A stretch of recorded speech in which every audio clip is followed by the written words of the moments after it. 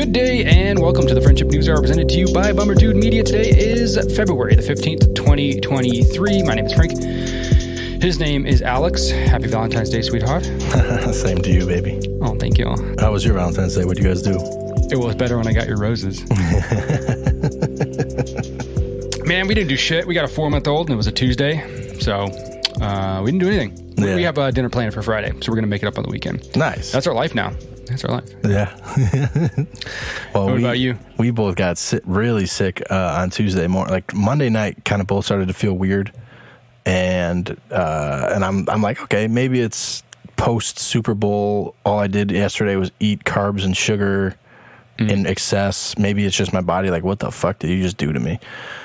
So I'm like, okay, whatever. And then Tuesday I woke up, bro, and I felt like I got hit by a truck, man. Just like barely could move. All my joints are super sore.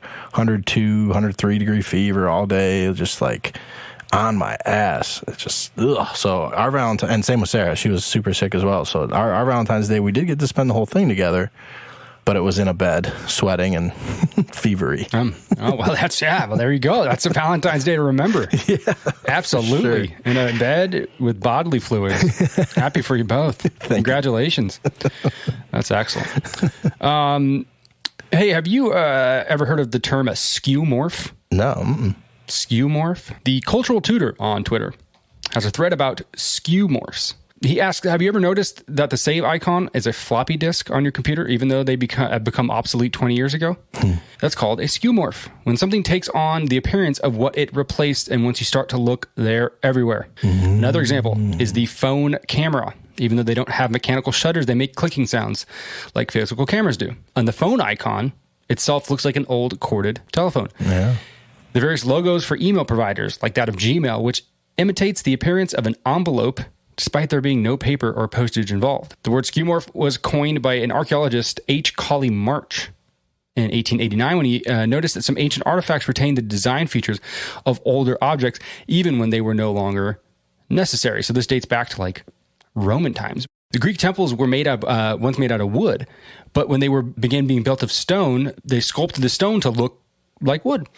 And the most recent example is actually Jacqueline and I were just talking about this. I pointed out an EV, an electric vehicle, to her, and I said, you notice the grill, and notice how there's no real vent in the grill, because an EV doesn't need air intake because it's electrical drive, not gas powered. But it would look stupid with just like a plate on the. You're so used to seeing it, right?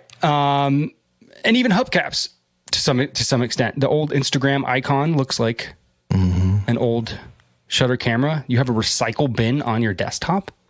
I just thought it was interesting. I mean, I guess we've noticed it, right? But we've never actually noticed. Like, for example, your battery. If you look at the battery icon on your phone, it is shaped like a battery. Yeah, your phone is using a lithium battery that's way smaller shape. You have a shopping cart on Amazon, and it looks like an actual shopping cart. Interesting. You know what I mean? I don't know. Kind of makes us feel like we're like a bunch of morons, you know? Well, we are, Frank. We are. This is true. This is true. I don't know. It was a really cool thread. Yeah, that's cool. I thought worth sharing. I don't want to spend a ton of time on this, but I was curious your thoughts on the Super Bowl. I thought it was a good game, man. I hated to see it end how it ended, bro. It was too good of a game to end on that minor of a call. If he would have grabbed his jersey really and really yanked it and it was very obvious, okay, I guess. But dude, a couple minutes left in the Super Bowl, let him play would be I don't know, man. If you're a coach worth anything, then you tell your team and you tell the media when asked about this that the game was not decided on a holding call. It was decided every single play adding up to that last holding call that, may or may not have been valid. But like you said, at that point, the game is tied. That call, just like the call that brought Kansas City to the Super Bowl, is of the most consequence in that moment. Yep. And this is where I just cannot stand the NFL, is when referees decide to make themselves a part of the game. And that's exactly what happened there. Yeah, was it a holding call? Maybe. If you looked at it objectively and you said, is this a holding call? You say yes. Then you have to call that every single time. I guess. And I guess by me saying, looking at the moment and not making that call to judgment is actually asking the referee to bias their judgment based on the situation, which I guess dissolves my entire point right here and now. but in the moment, you have to imagine that the referee had a split second thought where he's like, is it or is it not? I think we talked about this a couple weeks ago. And if you even have to question it, you shouldn't pull the flag up. But he did. He kicked the field goal. They won it. And they deserved it. Look, I'm not saying they didn't deserve it. They absolutely deserved it. They played a great game. So did the Eagles, and they dominated. The Chiefs dominated the second half. They absolutely brutalized the Eagles in the second half. So, I mean, hats off. I think they earned it. Yeah. It just sucks. Like, it feels like I feel like almost on every single play, if you look at an offensive line, you're going to see a holding. You know what I'm saying? Like, you're going to... Oh, sure. You know, to me, I don't want to bring more replay into it, but I wish, like, under 2 minutes or something in some of these games, it'd be... You know, the ref could call a hold, but then maybe they review that to, like, really make sure that that's the right call. I don't know, though, because that really slows the game down. Yeah, so I don't know, but it definitely deflated the ending of the game. It was just kind of like, I saw kind of a cool graphic here. I wanted to show you just like where all the players came from that were in the Super Bowl. And before I do it, what do you think is the state that had the most players in the Super Bowl? Georgia. No. Texas. Yes. I knew it was the South. Pretty good. Yeah.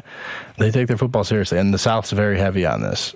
But I saw this and I thought it was pretty cool. One thing kind of surprised me. So Texas and Mississippi really were tied for first at 9. And then you have Florida with 8. Georgia and Ohio come in with 7. Let's go, Ohio. And then California was 6. And I expected way more out of California, being as big as it is. And I would assume there's some great football out there. And then one player from outside of the United States. Only one international player. I wonder who that is. Yeah, I'm not sure. Yeah, no, I feel like 6 is pretty good for California. I mean, it's up there with Alabama and Ohio. I mean, you know, I guess depending on the team, right? Like this, I don't know that this represents a sample size of the NFL appropriately. But True. It does make sense. It does make sense that Texas got it for sure. Yeah, that's very true. This is just one game, not just yeah. Right. And Patrick Mahomes, the MVP, was from Texas as well. So I just thought that was a cool little graphic. I wanted to share it with you. Hooray for graphics. We all like graphics. I was watching this like reel on Instagram, and it was like somebody talking about like being like a generic business movie from the 80s. Mm-hmm. And he's like a boss in suspenders and a tie. Give me graphs and charts and numbers, sell and buy. And it was hilarious.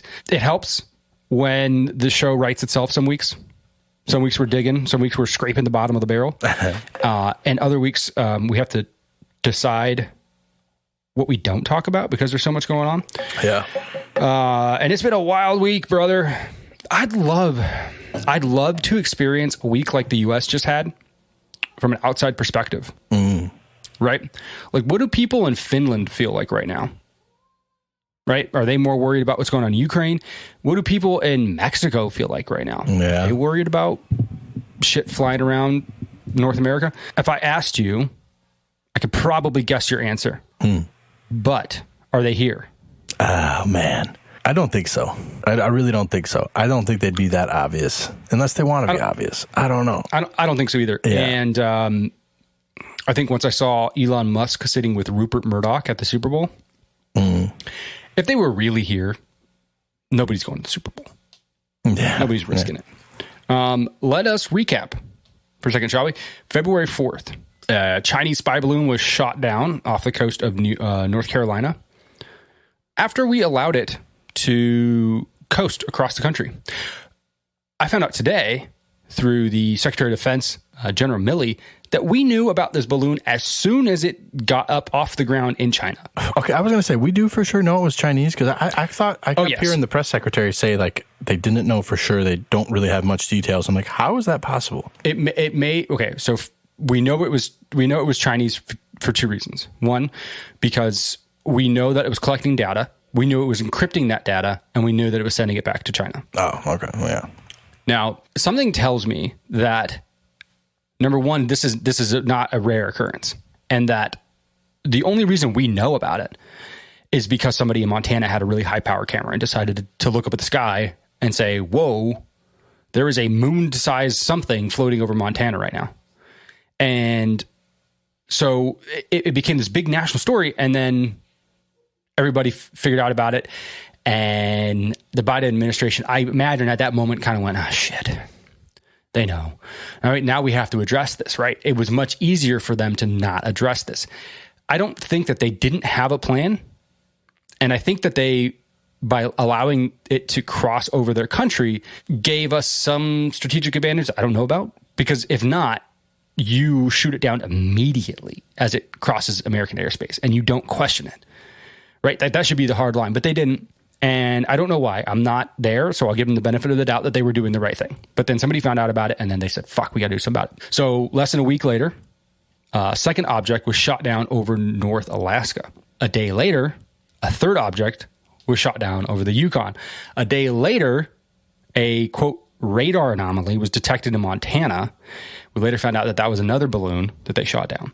And then a day after that, February 12th, a fourth object was shot down over Lake Huron. And now everyone's asking, well, what the fuck is going on? Because they're calling them UFOs.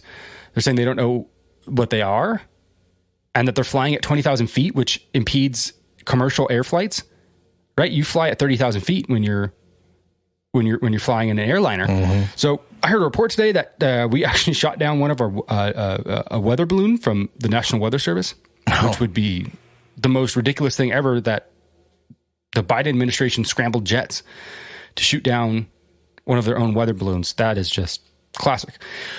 Here's what I think is going on. And this is just purely based off of what I've been able to gather from how this administration goes about their business, which is not very well. We found out about this spy balloon early February. It became a national story, something that the administration was trying to put under wraps.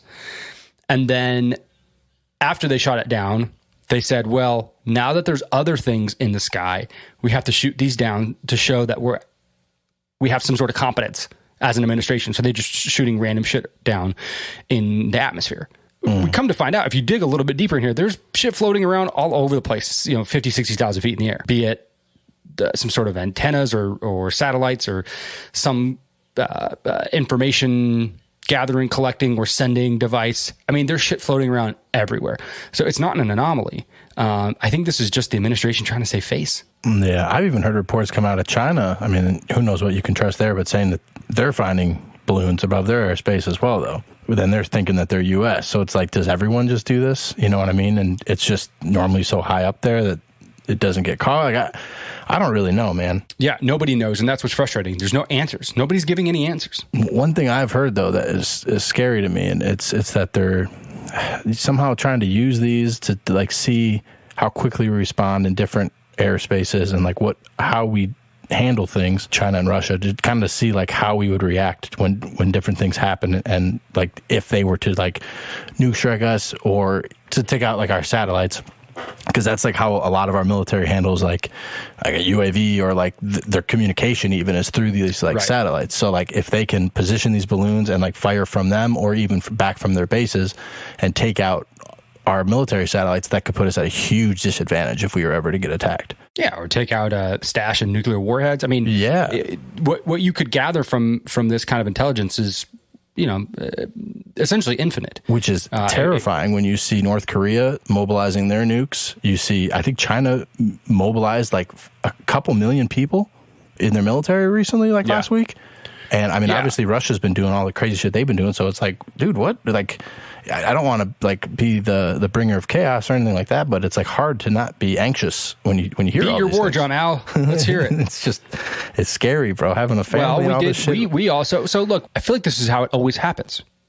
Countries get spooked, and so they take measures that they believe are justified and rational, which I guess in a vacuum, in the moment, they are. Right. So, for example, the United States just had an agreement with the Philippines that we're going to open up 3 or 4 new military bases in the Philippines as a direct response to China's actions. Right. Wow. So it's like, you do this, we're going to do this. Oh, you did this, now we're going to do this. Well, we did this because you did that, and if you're doing that, now we're going to do this. It's a big tit for tat. Right. And it just inevitably ends up in conflict. One of the big things that came out of this whole the first balloon that we shot down was that Secretary of State Blinken. It's my favorite name in all of politics right now. This guy's name is Anthony Blinken, but if you shorten his initials. His name is Abe Blinken. That's amazing. It's phenomenal. Anyways, he was set to go meet with President Xi of China.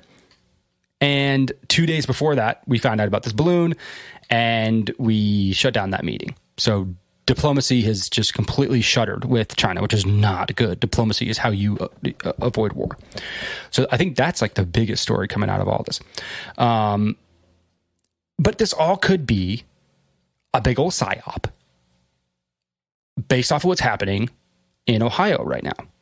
And when you hear the details, you may be likely to believe that this is all just a cover up, because what's going on in Ohio right now is and could be one of the biggest environmental disasters in all of the United States history. Mm-hmm. And if you don't know, I wouldn't blame you, because it's not getting very much press at all. Like, the only press it's getting is the fact that it's not getting press, and it still is like very, very slowly getting attention. So on February 3rd, a 150 car train derailed in East Palestine, Ohio. 50 cars of the 150 cars derailed, 10 of which were carrying thousands of gallons of hazardous materials. They began to leak into the groundwater and into the creeks in the Ohio River that feeds into Mississippi. And because they began to leak into the ground, the company that runs this rail that goes to Ohio is Norfolk Southern. They decided to have a controlled burn of all of these chemicals. So the fire, if you've seen any of these pictures or these videos coming out of East Palestine, you'll see a big, giant black mushroom cloud of chemicals being burned. And you might at first think, oh, this train derailed and then caught on fire. No. The company that runs the train deliberately set it on fire. Now, that may be the best thing to do in that moment. I do not know. The thing is, they did it. And of the material that was in the train cars, 2 cars were carrying petroleum oil, and they're completely gone. These train cars carry anywhere from 32 to 60,000 gallons of petroleum oil. Those 32 to 60,000 gallons of petroleum oil either leaked into the ground or were burned. 1 gallon of petroleum oil can pollute 1 million gallons of groundwater. Quick math. Somewhere between 32 and 60 millions of groundwater is potentially contaminated in Ohio right now. Wow. The EPA came in as soon as this happened, and they said that the chemicals did leak into the local watershed and animals did die, but the drinking water is fine. It's excellent. You guys go ahead and drink your water. And this actually happens more than you would think. Not this to this scale, but last calendar year, over 1,000 trains went off the tracks in the United States. And so it's not like an anomaly. This is not rare, but this type of catastrophe is very rare. And so what we're able to find out is that there was a bearing on the train that caught on fire miles before it hit East Palestine. Then when it was in East Palestine, that bearing on the train caused the train to derail. All these chemicals on these cars were then poured out onto the ground. And of these, I'm not going to go through all the chemicals because I don't know the names and I don't know how to explain them. But essentially, when they burn off the main chemical that was leaked, that when you burn that off, it turns into acid and it latches onto water. So potentially, there's hundreds of thousands of gallons of acid rain just waiting to fall onto Ohio or wherever the wind takes it. I didn't think about that. Holy shit. Right? So we're talking about hypotheticals right now. You know what I'm saying? We don't necessarily know what the effect is, and we don't know what the effect will be in a year, 5 years, 10 years, 20 years, right? It could be catastrophic. What is the most frustrating thing and what seems to be criminal is that we're not making a giant deal of this. This is an environmental catastrophe happening before our eyes. Right when this happened, Pete Buttigieg, who is the Secretary of Transportation, who by all accounts would be responsible for this catastrophe or for the response of it, was all too happy to release or unveil, I think it was like Transportation Equity Day. And all he could talk about when this was going on was the fact that there was too many white people in hard hats. And he barely was talking about the federal government's reaction to this catastrophe. And all he could talk about was the air. The air quality is better. right? So what they did when they burned off these chemicals is they displaced people within about a 5-mile radius of the burn. They put them up in a hotel, and then just days later, they let them go back to their home without any testing, without any nothing, like literally nothing. Reports are coming out that schools of fish just dead, floating on the top of the water. Mm-hmm. There's video of it. You could look it up everywhere. Crows flying around dying. Some guy that keeps a fox farm was saying that as soon as this happened, his foxes started to act very weird. One of them got really sick and immediately died. Started like just having watery diarrhea and just died immediately. All the foxes are pacing back and forth in their cage. They're very droopy. And people are pissed. And nobody is making a big deal of this, and I don't understand why. So when something like this happens, something as big as this happens, and the media does not make a big deal of it, then you have to ask the question, why? So you look a little deeper, and just a few months ago in December, unionized rail workers were planning to strike due to a harsh work schedule that prioritized profits over workers' rights to time off. The strike, listen to this, the strike was deemed illegal by Congress, and thus the union was forced into a deal that its members did not support. So I'll read now from this article. I didn't know that this could happen, but Congress can like step in with unions and workers' rights, and they can deem it unacceptable or illegal, and they can step in and they can force a deal. So wow, this was December 2nd.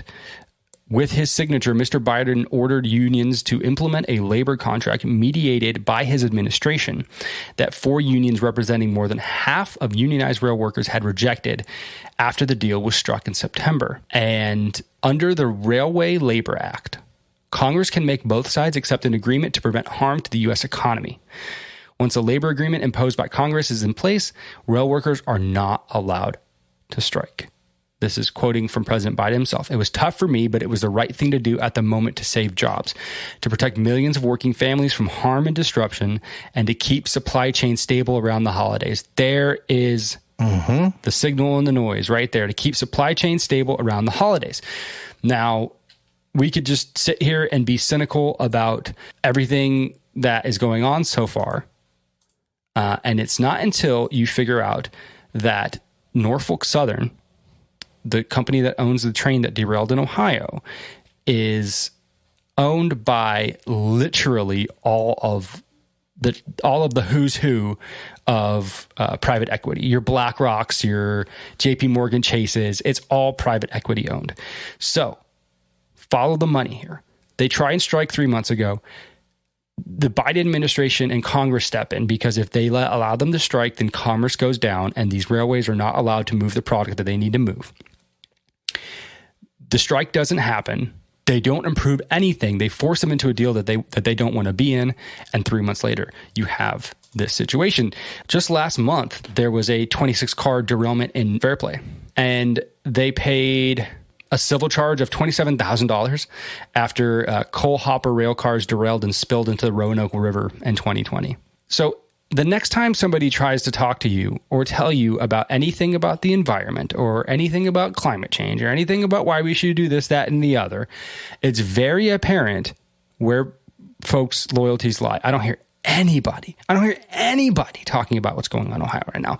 The biggest environmental disaster that is happening in the United States at this moment. And nobody is making a big fuss about it. And I cannot understand why. And the only explanation that I can give myself is that big money is stepping in and silencing this completely, because it would be too much of an embarrassment. And to me, I don't see any reason why there would be consequences for this. Yeah, I heard something similar too, with like kind of trying to like divert our attention to the balloons and all this other stuff and kind of worry about World War III. Is they're also releasing the Epstein files. They're like slowly but surely going to start dropping names. And what they said is including at least one very prominent figure, which everyone's thinking is Prince Andrew. But, we all knew that. Yeah, I mean, but they unsealed it during the Ghislaine Maxwell case, and it's finally going to start coming out. So I wouldn't be surprised if we get more and more gruesome details from that whole situation. But, I mean, man, it worked. It definitely worked, man, because people are talking about Ohio, but not like they should be. And everyone's just, my whole timeline is just about this shit flying in the sky. I don't know about the organization News Nation. I don't know if what they represent, what their bias is, but they had a reporter when the first press conference for this train derailment in Palestine, Ohio, was going on with Governor Mike DeWine. This reporter was recording in this press conference and was arrested without any warning or explanation by the Ohio State Highway Patrol and the Ohio National Guard. Reporter arrested at a press conference for no reason. Strange. And the Ohio Attorney General is now leading an investigation into it. But like, what the fuck, dude? It just, I don't know. You can only be so cynical, but at the end of the day, trail derailment in Ohio. There was another trail derailment in South Carolina. There's a trail derailment in Texas this week. Objects being shot down over the sky all over the United States, and there are zero answers from our leaders. True. Very true. What I did think was weird, though, is they had like a meeting about all this shit in the sky, and they were interviewing a bunch of Republicans when they came out that I had seen, and none of them were like being that critical to the administration, which I thought was really surprising because it seems like a really easy time to like take some shots, take some low blows, you know, get those one-liners, and no one was really doing anything. But like they weren't really saying much either. Like they weren't, you know how politicians are. They're not really like answering the questions really. You know, it was just, but I to me, it seemed like a perfect opportunity to throw shade, but they didn't. So I don't know what it is. Maybe, I mean, they obviously know something we don't know. Yeah, they must, man, because the lack of answers and the silence is just so annoying. I just don't understand it. Eric Weinstein on Twitter, he had a really good thread. He asked the question, any updates on the debris from the second, third, and fourth objects shot down over Alaska, the Yukon, and Lake Huron? And then he goes on to ask the following questions. Or origin of COVID and the EcoHealth New York City interference, or the source of the Epstein trading fortune, or paper mask mandate efficacy, or money supply changes on CPI, or vaccine assessment, updates on the FBI, DHS, GEC, CISA, pre-debunking citizens sharing real information through manipulated tech platforms, election interference via federal suppression of journalism, protected impact of vinyl chloride cloud and expected deaths and morbidity, disclosure of UFO, UAP history, updates on how the congressional leadership is able to beat markets, to whom Ghislaine Maxwell and Jeffrey Epstein trafficked, whether GM and GE were related in any way to the IC, why we pulled out of Bagram the way we did, why we can't question the Ukraine escalation, and he just goes on. I mean, he just goes on and on and on. Right. It's so frustrating, dude. And yet, I don't want to harp on this. I don't want to get into a conversation about this, but we rally and we riot over race. I just can't help but think that we're all purposefully brainwashed into thinking about the wrong things. And I don't know how to break through. I don't know how to because I could sit here and be angry and mad and yell. You know, I wasn't particularly happy with the conversation we had last time about this because I got emotional about it. And it wasn't that I was emotional about the issue itself. It's an issue to be emotional about. But I was emotional that we're focusing on all the wrong things. And it seems to be on purpose. And nobody's been able to tell me that I'm wrong. So what do? Do you incite violence? You incite violence against the government? I don't condone it. But do you know what I'm saying? Mm-hmm. There's going to come a tipping point when rational people don't think rationally anymore. And they can't take any more of this. And if you get enough of those people who can't take any more of this, then it ends in catastrophe. And all I can think of is that people are just too fat and happy right now. And when that day comes, then, you know, maybe they'll reap what they sow, maybe they won't. But for the time being, they're going to continue to dig in. There's a story out by a gentleman named Seymour Hersh, and his claim is that America took out the Nord Stream pipeline. Mm-hmm. Are you familiar with the Nord Stream pipeline? Yeah, I heard about this report too. That's crazy. Okay, so I'm going to read a little bit from it. The U.S. Navy's Diving and Salvage Center can be found in a location as obscure as its name, down what was once a country lane in rural Panama City, a now booming resort city, in the southwestern panhandle of Florida, 70 miles south of the Alabama border. The center's complex is a nondescript location, a drab concrete post-World War II structure that has the look of a vocational high school on the west side of Chicago. A coin-operated laundromat and a dance school are across what is now a 4-lane road. The center has been training highly skilled deep-water divers for decades, who, once assigned to the American military units worldwide, are capable of technical diving to do the good, using C4 explosive to clear harbors and beaches of debris and unexploded ordnance, as well as the bad, like blowing up foreign oil rigs and fouling intake valves for undersea power plants, destroying locks on crucial ship canals. The Panama City Center, which boasts the second largest indoor pool in America, was the perfect place to recruit the best and most taciturn graduates of the diving school, who successfully did last summer what they had been authorized to do 260 feet under the surface of the Baltic Sea. Last June, the Navy divers, operating under the cover of a widely publicized midsummer NATO exercise known as the Baltops 22, planted the remotely triggered explosive that, 3 months later, destroyed 3 of the 4 Nord Stream pipelines, according to a source with direct knowledge of the operational planning. 2 of the pipelines, which were known collectively as Nord Stream 1, had been providing Germany and much of Western Europe with cheap Russian natural gas for more than a decade. A second pair of pipelines called Nord Stream 2 had been built but were not yet operational. Now, with Russian troops amassing on the Ukraine border and the bloodiest war in Europe since 1945 looming, President Joseph Biden saw the pipelines as a vehicle for Vladimir Putin to weaponize natural gas for his political and territorial ambitions. When asked for comment, Adrian Watson of the White House spokesperson said in an email, "This is false and complete fiction." Tammy Thorpe, a spokesperson for the Central Intelligence Agency, similarly wrote, "This claim is completely and utterly false." Now, if we did do this, if it is true that we did this, one, we would never admit to it. So, yeah, of course, this is what they're going to say, regardless of whether or not it's true. Secondly, if this is true, this is an unprovoked, unauthorized act of war from the president on a foreign entity. And again, my brain being very cynical, taking in the news as I do, flip this on its head. If this story comes out under a Republican president, namely Donald J. Trump, articles of impeachment are already written. They're already drafted, and they're in the hands of congressmen and senators to get him out of office for unauthorized attacks on a foreign country. This may be false, but ever since this report came out, that's all anybody's ever said. Nobody's reporting on it. You don't think that this is credible enough information that somebody's willing to write an entire article about it? And this guy, I mean, apparently he's broken stories on Watergate and other big news stories throughout the years. Not one person is saying, "Hey, we should really look into this, because if it is true, this is as big of an overreach of power as we've ever seen ever." That'd be like a NATO country attacking other NATO countries, right? Because it's what supplies Germany, who is our ally, but like it would be us. I'm not attacking them, but like it'd be an indirect attack on Germany, but a direct attack on Russia because they own it. So this news comes just a couple days after former Israeli Prime Minister Naftali Bennett had an interview, and he claims that he had brokered a peace between the Ukraine and Russia, and that he deferred this peace plan to the United States, and the United States said no.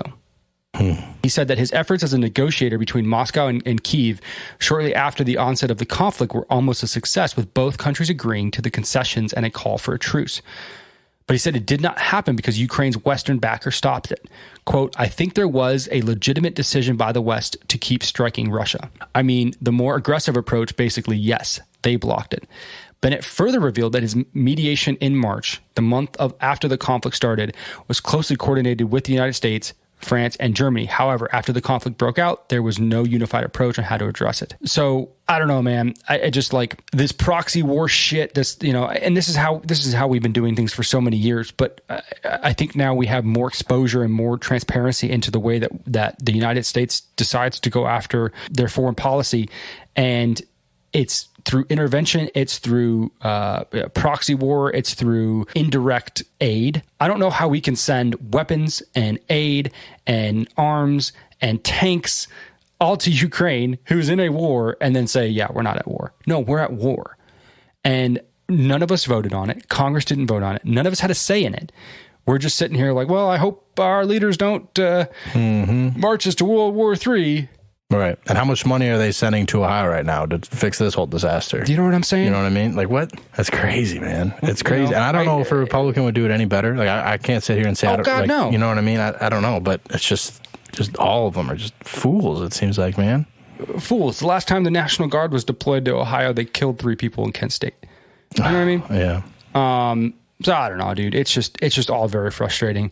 And I wish the stories of the aliens were true. I wish there was just a sweet I would love UFO coming to just end it all, man.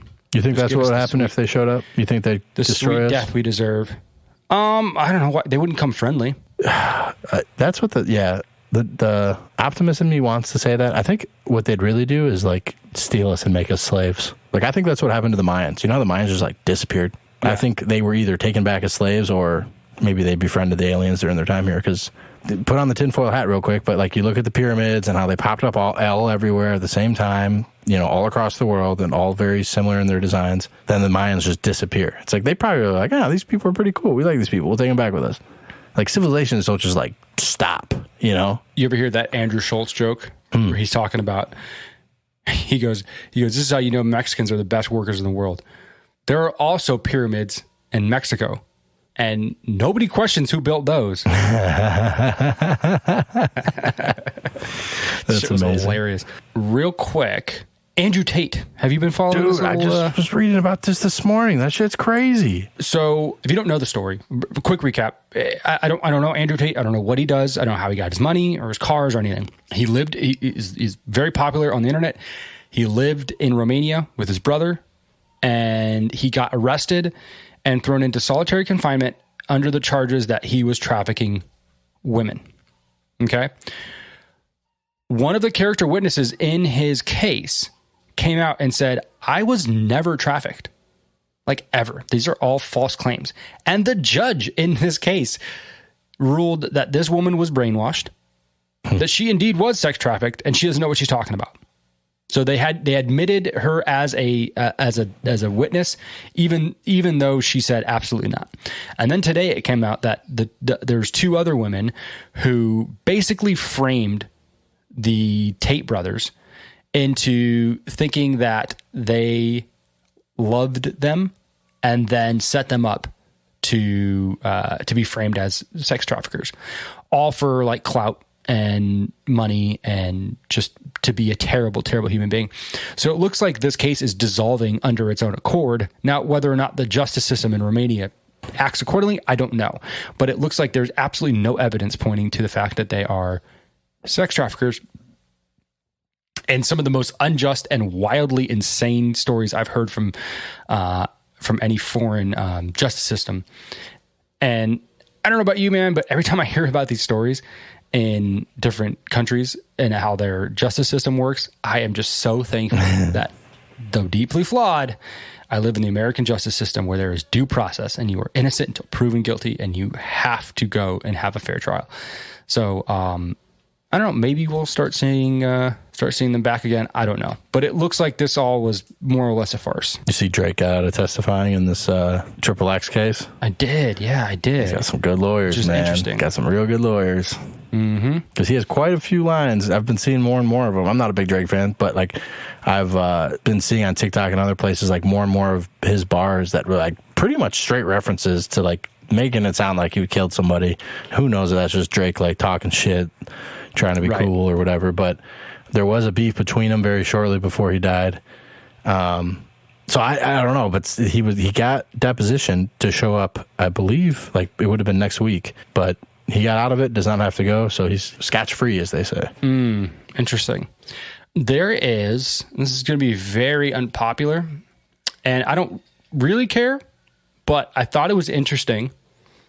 But there are reports and stories coming out that the evidence presented in the trial of Harvey Weinstein does not match what was put in the media. Oh. And you can, maybe detest what he stands for and don't think he's innocent. But there are people coming out who, despite not even liking the guy, swear that he got railroaded. Just like set up to get taken down kind of a thing, like an Andrew Tate kind of thing? Yeah, like kind of like that. Basically, like the story is going that like he was a scapegoat for a lot of other like really bad actors in Hollywood, right? So let's Me Too Harvey Weinstein. Let's make him the center of this, and people start piling on like, oh yeah, Harvey Weinstein, yeah, he did this to me too, and this to me too, right? And it did start a trend of like a lot of people coming out and like having the courage to announce who their abuser was. Kind of like a Bill Cosby situation. Yeah. Yeah, exactly. Right. And one of the in like tangible evidence of this is that there's a jury in New York right now that's deadlocked in the case. They have a unanimous decision on the counts of first-degree rape and third-degree rape and one count of criminal sex act, but they're deadlocked on 2 counts of predatory sexual assault, and the judge is making them come to a unanimous decision. So the fact that they don't have okay, how can you unanimously decide, and maybe it's guilty or not guilty, we don't know, but you've unanimously decided on first-degree and third-degree rape, right? And 1 count of a criminal sex act, but you're deadlocked on 2 counts of predatory sexual assault. Like, that doesn't make sense to me. Right. Like, kind of go together, right? If it's the same, if it's the same case, which I imagine it is, it's the same person filing suit against him. I see this news story come out, and somebody who I won't name, very prominent on Twitter, puts a story out and says, hey, if you haven't been following this, a lot of the things that have been said about him in the media don't match up in court. And you just see all the comments like, yep, I know people in Hollywood and they don't like him. They don't care for him. They don't care for what he stands for, but they do not think that he's guilty of a lot of the things that have been accused about him. And I thought that was really interesting. You know, even like Harvey Weinstein isn't safe from the folly of mob mentality. Right. Yeah. You've seen Tropic Thunder, right? Tom Cruise's character was supposed to be like modeled after him, kind of like a satire of Harvey Weinstein. Yeah, for sure. and you know, Harvey Weinstein didn't invent the casting couch, right? Like that was like a metaphor in Hollywood in general. It wasn't just like him. He just became the poster boy of it. Right. So anyway, when are we supposed to get these Jeffrey Epstein? They said they're supposed to start releasing them next week, is what I heard, early next week. They're going to start. I don't know why they don't just do it all at once. I don't know why it's slowly but surely, but that's going to be interesting, man, especially if you got guys like a Bill Gates. He was there a lot. Obviously, Clinton was there a lot. Prince Andrew, like, I don't know, but like here, if that would really affect anyone overseas, that would probably be a little ground shaking. But I want names, dude. I want names. Right? I want people to go down. I want legacies to perish because of this. Exactly. And what they're also releasing is, I think, like names of the people accusing them. So like if people wanted to like go after people in court, somehow this would like allow that to happen now that it's public. I don't really know that it's now that it's public record. Like more suits could be opened up against them. So we'll see what happens of it. I'm guessing we'll just keep on seeing like 30 more weather balloons and get distracted. Yeah, exactly. Did we talk about the Pfizer Project Veritas video? No, we didn't. I did see that though. So in this video, there is an employee who seems to be a high level employee, saying he's director of I forget his title, but he's the director of something, and he's basically just like loose lipping everything that he's working with and working on at Pfizer, namely that they are now recognizing that this vaccine needs to be put into people somewhere, and so they're deliberating, and there's no proof yet whether or not they're doing this, but they're deliberating whether or not they should take COVID-19, whatever current strain, and manipulate it in-house to develop vaccines for further iterations of COVID-19. If there's even a shred of evidence that is true, then they need to be investigated to the fullest extent. Shut down. That is playing with fire times 1 million. That is literally how we got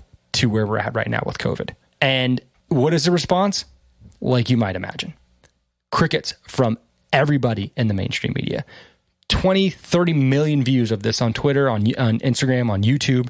It gets pulled from YouTube after about 20 million views. And it's not like, I don't want anybody to talk to me about journalistic standards or ethics, because we obviously have none. You know when I decided that this wasn't aliens, Al? When CNN started asking the question, is this aliens? 100% not now. I know it's 100% not. As soon as it hits CNN or any mainstream media and they start talking about it, I automatically know that it's false and they're not telling the truth. So what to do? You have somebody who gets caught thinking that they're talking to somebody they're on a date with and opening up about things that are going on in Pfizer. That's gotcha journalism. That is not technically as ethical of a way to provide information as possible. However, when you have a media who's not willing to ask the hard questions, who's not willing to figure out what these people are up to, then you have to take these extreme measures. And I'm very thankful for Project Veritas and the work that they do, because the public can see what we're all thinking and contemplating and questioning. And we can say, oh, motherfucker, they are lying to us. And here is concrete proof. Yeah. And the fact that nobody wants to follow up on that nobody wants to take that seriously, that nobody wants to see that in the mainstream media and say, oh, wow, we really have something here. Is Pfizer playing with COVID-19? Are they doing gain of function research as a corporation? Well, speaking of Pfizer, Damar Hamlin, who we talked about a couple weeks ago, he was on Good Morning America, and he's being interviewed. The interviewer says, you're 24, in peak physical condition. You can run circles around me. How did doctors describe what happened to you? And Damar takes a very long pause. And he says, that's something I want to stay away from. Now, this is his personal medical history. Certainly not demanding that he release it. He doesn't have to talk about it. He contemplated that answer. Why would you contemplate that? Right. Answer? I saw the same video. I'm like, you thought about that for way too long to not give an answer. So yeah. What's going on? Yeah. I don't know, man. I don't know. I don't want to sound like a crazy person, but there's some weird things about that conspiracy, man, that it's hard to overlook. Yeah. But you're not a crazy person. None of us are crazy people for being skeptical about this stuff. None of us are crazy. Why? Because none of us are getting answered. What did we just talk about at the beginning of this show? Yeah. 4 different things shot out of the air, train derailments going on forever. And then a list of like 30 other things that we haven't got answers for that you have. You know what I'm saying? Yeah. Potentially deadly chemicals being burned off into the Ohio air if they haven't seeped into the groundwater already, and answers for none of it. So who are we to trust? I mean, and maybe that's by design. Maybe it's just the debasing of a society, and that's the point, so that you're all kind of at the teat of the government and looking for somebody to give answers to or to help save you. Well, they don't care about you, man. In the cheeriest news of the week, Tiger Woods plays. Dude, I was saving it for the end. I was going to bring it up to you too. Good. I'm glad we're thinking about the same thing. God, I can't wait. I can't wait. I'm waking up first thing tomorrow, putting it on. Oh, he doesn't get out till late. Oh, really? Yeah, I don't think he's out till like 3:00 your time. Oh, because it's in Cali, isn't it? Oh, yeah, that's right. So they gave him a late early tee time. So he goes out late Thursday and early Friday. And I think I know why they did it, because like normally that's like reserved for, you don't want that tee time. But it's supposed to be like the coldest morning. I think it was like 37 degrees this morning. And it may be just as cold tomorrow. And so they might have given it to warm him up in the afternoon and then have a less cold morning on Friday. And he's playing with what? JT and Rory? Yeah, that's a nice grouping. Yeah, that's a nice little pairing there. What a grouping. Do you think he can actually win? Like, I know he has all the confidence in the world, and he's been saying, I wouldn't have participated if I didn't think I can hang with these guys and beat these guys. But I mean, do you think all the shit that's going on with him and surgery after surgery and missing, huge, chunks of months at a time, like can he still, I mean, it'll remain to be seen, but do you think he can like still perform at that Tiger level? Yes. Yeah. He's not going to win. Yeah. But I think he'll be, I follow a couple people who blog about golf, and they were out there today during his practice round, and they're saying, obviously like the conditions were shit today, so it's kind of hard to judge his game, but they're saying that his walk is way better. Oh, really? Yeah, like he doesn't have as much of a gimp, and that his physical abilities look a little bit better. And as long as that's the case, like last year when he was playing in whatever tournaments he played in, his ball striking was perfect. It was just his ability to keep up with the course. Yeah, I don't. Do you think that they should let him like use carts? Like, do you think? Well, he could. Oh, really? He could apply for an exemption. He never will. He said it a million times. He goes, "I'll never use a cart." In a competitive round. Yeah. Ah. Yeah, I mean, the way he sees it is that's an unfair advantage for him. That's true. And so he'll never take that. Which, I mean, good for him, I guess. But how many more years do you see Tiger being on the tour for? I don't know, man. 3, 4 tops. I want to see him and Charlie in a tournament against each other. And I think it's possible. Charlie's 14. I think didn't Tiger come into the PGA at like 16 or 17? Yeah. Pretty sure. So, dude, it could definitely happen. That'd be really cool to see, kind of like that passing of the torch. Mm-hmm. But that'd be cool. I just read a really cool article about Bronny James, and they interviewed a bunch of college scouts, and they were all like, look, he's a good player. He's got a great head on his shoulders. He knows the game as well as anybody knows the game. If his play matched the hype, he would be signed to Duke or Kentucky right now. And he's not, and that tells you everything you need to know. So I wonder if he gets that shot at the NBA, if he actually goes and plays with LeBron, like LeBron's prophesied him to be. And like, what a terribly awful burden to have as like a 17, 18-year-old. I know, right? Carry your father's name. Right. Yeah, dude, so much pressure. That's crazy. Like Michael Jordan Jr. never did it. He never made it to the league like that. Shaq's kid, Sharif O'Neal never really did it. That's all. I mean, dude, it's tough, man. And think about it. Like, it's tough. Your genes are in that kid, but it's also mixed with someone else, so it's diluted, and I don't know. Like, it's hard to like live up to those high expectations. You know, I don't know. Yeah. We'll see. But I mean, yeah, he's going to be highly touted because LeBron pretty much said, I'm going to go wherever he wants to play with his kid before he retires. So like whoever drafts Bronny is kind of getting LeBron, you know, so it's kind of lame, but whatever. Yeah. Now what are you going to do? You're the king. That's right. He's the GOAT now. It's official. He wins one more ring. It's definitely official, but no, he's still careers behind, Michael. Careers? He's going to play like twice as long of a career as Michael when it comes to years. I think I don't have it up in front of me, but if you look at just like the accolades between LeBron and Michael, it's like a career's worth of accolades as far as trophies won. As far as like MVPs, Defensive Player of the Years, true trophies won. Look at the coaches that Michael Jordan played for, though. Someone brought that to my attention this week, and I was like, "Whoa, that's a really good point." Like he played for arguably the best coach ever in the NBA, Phil Jackson. Who is LeBron? Who's Coach LeBron that's anything worth anything? No one.